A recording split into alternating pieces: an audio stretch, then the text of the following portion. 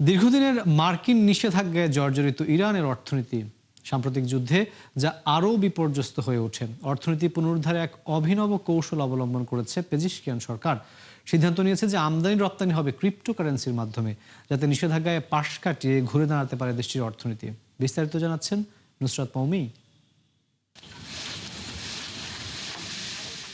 বিশ্ব বাণিজ্যে ডলারের একচ্ছত্র আধিপত্যের কারণে বিভিন্ন দেশে নিষেধাজ্ঞা দেয় যুক্তরাষ্ট্র, যার অন্যতম ভুক্তভোগী ইরান।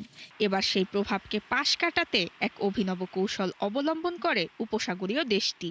মার্কিন নিষেধাজ্ঞাকে বুড়ো আঙুল দেখিয়ে আমদানি রপ্তানির মাধ্যম হিসেবে বেছে নেয় ক্রিপ্টোকারেন্সিকে।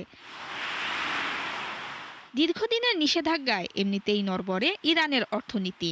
সাম্প্রতিক যুদ্ধে $270 বিলিয়ন ক্ষতিতে যা আরও বিপর্যস্ত হয়ে ওঠে। মূল্যস্ফীতি পৌঁছায় রেকর্ড উচ্চতায়, ফলে ইরানি মুদ্রার মান থাকে সর্বনিম্নে। ডলার প্রতি গুনতে হয় 18 লাখ রিয়াল। ইরানের অর্থনীতি পুনরুদ্ধারে এগিয়ে আসে কেন্দ্রীয় ব্যাংক। আধা সামরিক বাহিনীকে সাথে নিয়ে ক্রিপ্টোকারেন্সির মাধ্যমে গড়ে তোলে 3 স্তরের কৌশল।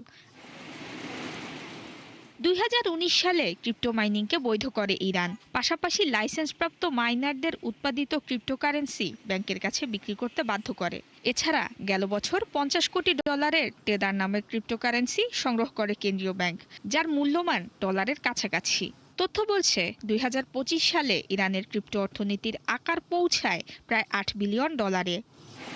বর্তমানে ইরানের তেল বিক্রি, অস্ত্র কেনা ও আন্তর্জাতিক নিষেধাজ্ঞা এড়াতে ক্রিপ্টোকে বড় হাতিয়ার হিসেবে ব্যবহার করছে দেশটির বিপ্লবী গার্ড বাহিনী। এছাড়া হরমুজে জাহাজ চলাচলে ক্রিপ্টোতে টোল আদায়ের ঘোষণা দেয় তারা।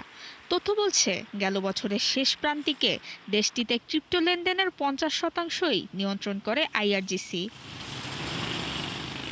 ইরানের প্রায় 70% ক্রিপ্টো লেনদেন হয় স্থানীয় প্ল্যাটফর্ম নোবিটেক্সের মাধ্যমে, যেখানে ব্যবহারকারী রয়েছে 1,10,00,000-এরও বেশি, যা এখনো মার্কিন নিষেধাজ্ঞার আওতায় পড়েনি। ফলে ব্যবহারকারীরা এখানে রিয়াল ও ক্রিপ্টো বিনিময় করতে পারেন।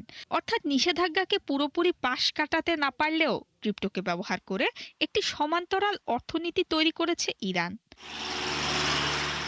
নুসরাত মৌমি, 71।